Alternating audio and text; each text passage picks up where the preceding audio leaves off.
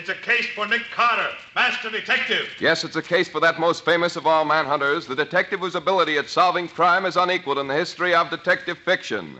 Nick Carter, master detective.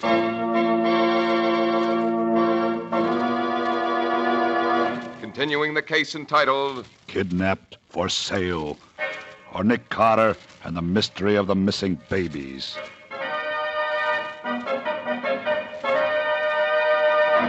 On the trail of a ring that is stealing babies and selling them for adoption, Nick Carter and his secretary Patsy are searching for evidence in the apartment of Doc Arnold, a member of the gang who has tried to kill them. Nick hears someone moving about in the next room, and as he goes in to investigate, unarmed, he runs into a blaze of gunfire. Oh, Nick! Nick, are you all right? Yes, Patsy. I dropped to the floor and he missed me. Where is he? He went out the window and down the fire escape. Stay here. I'm going after him. Oh, Nick, don't go out on that fire escape. You haven't got a chance without a gun. Oh, no use anyway, Patsy. He's down on the street already, running toward that parked car. Oh, Nick, he's turning around to shoot. Hit the floor, Patsy. You all right? Yes, are you? Yeah. Well, he made a clean getaway. Oh, Nick, how could you have been so foolish as to try to capture him unarmed? Why, he might have killed you. I had to take the chance, Patsy. Those papers he was carrying away might have been valuable to us. Did you recognize who he was? Yes, it was Dutch. Oh. Arnold's gunman. The fellow who locked us in the safe. Look, Nick, he ransacked this room thoroughly. Must have been packing up everything in here while we were in the next room. I'm afraid you're right, Patsy, but let's look around anyway. Perhaps in his hurry, he may have left something behind that'll be valuable to us. His writing table's been cleaned out. Mm-hmm. Nothing in this bureau either. He seems to have gotten everything. Well, I'm afraid we're wasting our time here. Not only is Dutch a fast worker, he's a thorough one. Nick, where do you think Dutch will go from here? I imagine he'll join Arnold somewhere. Do you think they'll try to leave the city? They may, now that they know I'm onto them. But we're not going to give them the chance if we can help it. What do you mean? We're going down to headquarters and have Riley send out an alarm for both Arnold and Dutch.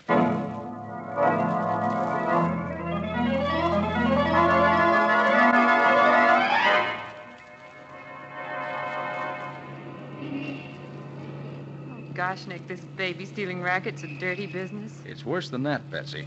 Well, Mrs. Anders said she wouldn't want to live if you couldn't get her baby back to her. I'll do my best. Nick, why do you keep watching your mirror like that?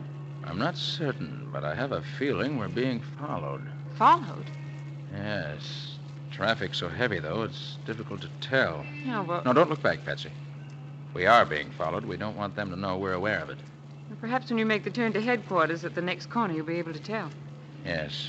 I'm coming to it now. We'll soon know. Here goes. Oh, were we followed? Oh, 2 cars turned in after us. I still can't tell. Here's headquarters. Yes. When we stop, Patsy, watch those 2 cars when they go past. See if you recognize anybody in either of them. Okay. Now watch them as they go by. Nobody in that car I ever saw before. Look, Patsy, in that one. That was Dutch. Yes. And he must still have the papers he took from Arnold's apartment. He hasn't had time to get rid of them. We're going after him. Oh, hurry, Nick, hurry. He's quite a way ahead. I know, Patsy, I know, but there's too much traffic here to go much faster. Nick, he knows he's being followed. He's speeding up. Oh, if only traffic weren't so heavy. Can't get by the half-dozen cars between Dutch and us. Oh, hurry, the light's changing to red. No. Couldn't make it. Oh, Nick, Dutch got through, too. If only those cars hadn't blocked us. And by the time the light changes, it'll be too late. I'm afraid he's given us a slip again. Yeah, and he's got all those papers he took from Arnold's room. We can kiss him goodbye now. Seems like it. Nick, after the way Dutch ran away from us when we were in Arnold's apartment, why do you think he followed us down here? It's always a good point to know your enemy's next move. And Dutch wanted to know what ours would be. The light's turned green now. Yes. And our friend Dutch is completely out of sight. Well, Patsy, that leaves us nothing to do but go back and call on Lieutenant Riley.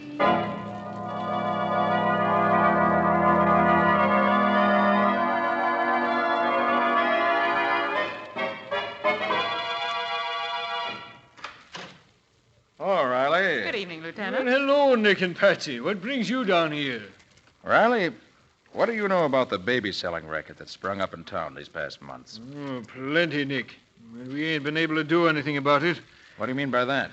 Nick, there's hardly a day goes by that some poor mother don't come to headquarters and tell me how she was persuaded to part with her baby. Oh, how awful. Usually she let the baby go because she couldn't afford to support it. But after the baby's been gone a few days, she realizes just how much it means to her. And then she comes down here and asks us to help her get it back again. I see. Then what do you do, Lieutenant? Well, sometimes she has the address of the men who took her baby. We bring them in. Ever get anything on him? Nothing. Nothing at all. These men always have a release signed by the mother giving them permission to take the baby. You mean that there's nothing you can do about it, Lieutenant? No, not as long as they have a release signed by the mother. These men you bring in for questioning, have you ever seen any of them before? Oh, sure, Nick. They all have records as swindlers and confidence men. They get into the baby-selling racket because it's easy money. And you haven't been able to find out who's behind them? Oh, but I can tell you this, Nick. It's somebody big. The minute one of these guys is brought in, a lawyer shows up to take care of them.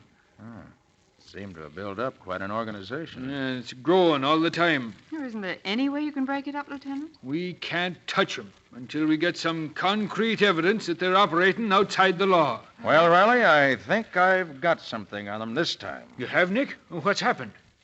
Earlier this evening, a woman by the name of Mrs. Anders came to my office. Seems a man named Arnold had induced her to leave her baby with some friends of his while she went away on a trip. Mm-hmm. When she came back, she found he wouldn't return the baby, denied ever having seen her before. Nick, we can't hold these men because legally they're always in the clear. Yes, but in Mrs. Anders' case, there was a slip-up. Arnold didn't get a release from Mrs. Anders. He didn't, Nick. No. Nick, that's great. We can really get him for that. We'll have to move fast, though, Riley. I suggest you send out a general alarm for him. Sure, Nick. Have you got his description? Well, you probably have his record and files. Huh? This isn't the first time I've run into him. In September 1934, I got the evidence on him on a blackmail charge, which sent him to prison for 5 years. Do you remember what name he was convicted under? Yes.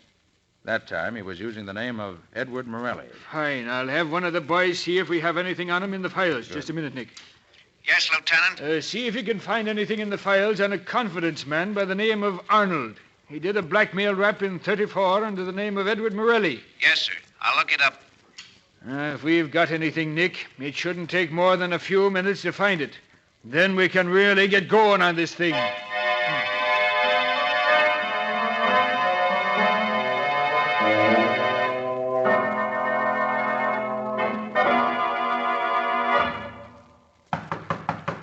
Come in. Chief. You look upset, Dutch. Is anything wrong? Plenty, Chief. Let's have it. Nick Carter ain't dead. Not dead. But he must be. Arnold locked him in an airtight vault earlier tonight. Sure, Chief, and I saw him do it. But Nick Carter's still alive. But Arnold said no one could last more than 10 minutes in that vault. And Arnold was the only one who knew the combination. Oh, I don't know how he got out, but the main thing is he did. He came to Arnold's apartment while I was cleaning it out like you told me. How did he get there so quickly? I don't know, Chief. All I know is that just as I was finishing the joint, the doorbell rang.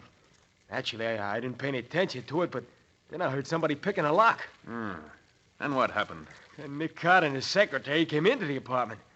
Somehow Carter got wise that I was there, too. I got all my stuff packed up, and I got out in a fire escape just as he came into the bedroom. Did you let him have it? I took a couple of shots at him, but I missed. Before he could pull a gun, I made my getaway. That fool, Arnold. This is all his fault. Chief, there's something else I think you ought to know. You mean more blunders were made? No. Oh, what I'm trying to tell you is that when Carter left Arnold's apartment, I trailed him, see? He went to police headquarters. Headquarters? Yeah. That means Carter must know something. The police don't worry me. But with Carter on our trail, things aren't going to be so easy. What are we going to do, Chief? Call Arnold for me. Okay, he's right outside. Hey, Arnold. Chief wants to see you. All right, Dutch. Oh, hello, Chief. Come in, Arnold. Sit down. Well, Arnold, not only did you bungle in the matter of the Anders baby, but you failed when you tried to get rid of Nick Carter. Carter is still alive. What? Why, he can't be. No one could have gotten out of that vault. Carter did. Right at this moment, he's down at police headquarters. Well, even so, Chief, what can he You possibly... fool. If you hadn't blundered with the Anders woman in the first place, Carter wouldn't have a thing on us. What can we do now, Chief?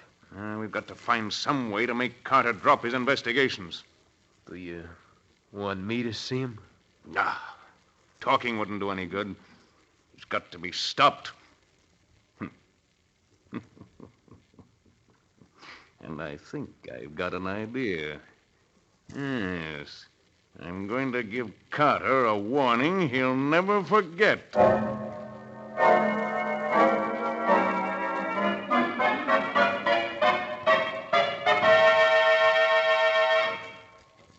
Lieutenant, here are the records on Arnold or Morelli. Right, Sergeant. That's all.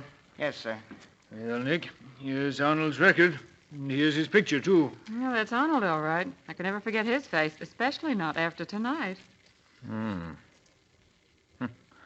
That's quite a record. And I'll have an alarm sent out for him right away. With any luck, we may be able to pick him up within 24 hours. Fine.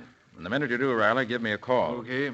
If we can bring him in, we can get enough out of him to round up the rest of the gang. Oh,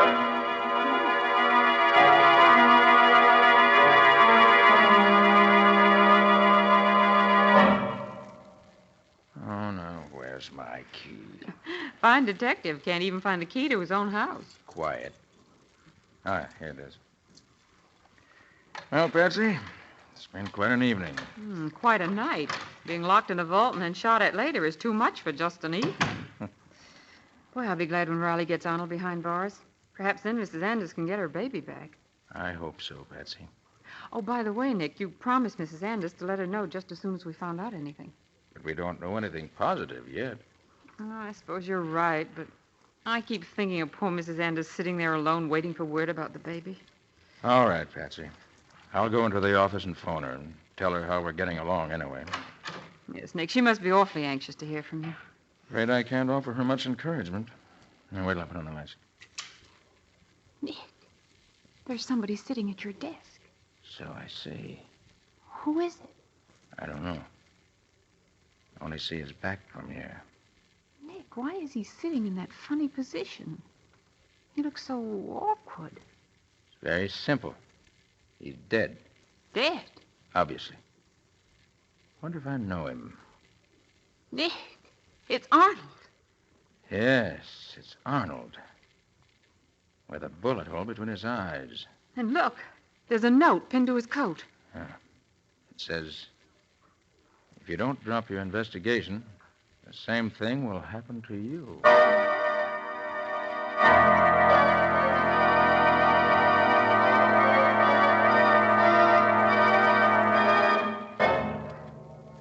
Well, Nick's hunt for Arnold is over.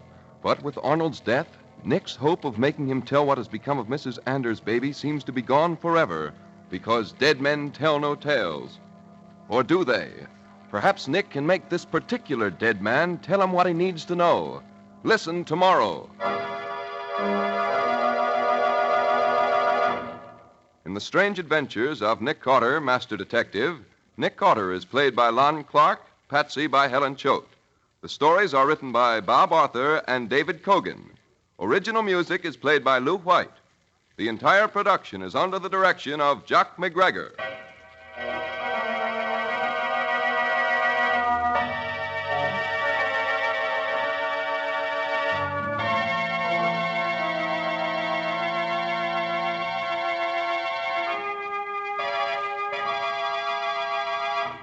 Tomorrow night at the same time, listen to the further adventures of Nick Carter in the case entitled Kidnapped for Sale, or Nick Carter and the Mystery of the Missing Babies.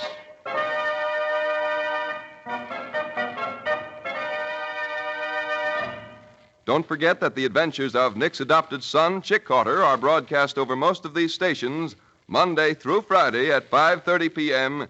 Eastern War Time. The Return of Nick Carter, a copyrighted feature of Street and Smith Publications, Incorporated, is produced in the studios of WOR and is broadcast over most of these same stations Monday through Friday at 9:15 Eastern War Time. This is Mutual.